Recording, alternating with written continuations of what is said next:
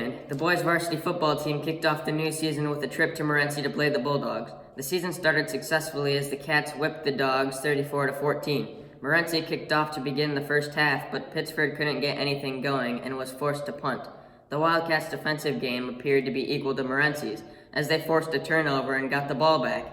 Later in the first quarter, junior Cody Sprunger scored the first touchdown of the season, setting the score at 6-0 Pittsford. Both offenses struggled into the late second quarter when Morenci scored, giving the Bulldogs an 8-6 lead at halftime.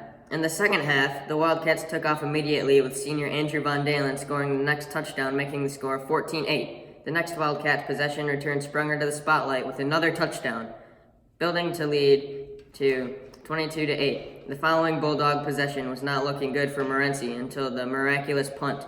However, Pittsford's punt returner fumbled the punt, and Morenci recovered and scored a touchdown, closing the gap to 22-14.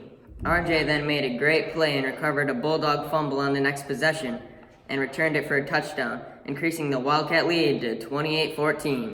Then they tacked one more score on for comfort as Sprunger scored once more to put the finishing touches on the victory. Sprunger finished the game with a 122 yards total.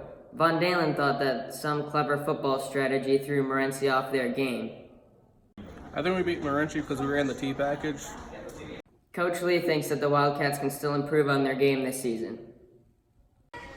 If there's one thing that this year's varsity football team could improve on, it would be their overall physicality on the line and just in general defense being aggressive.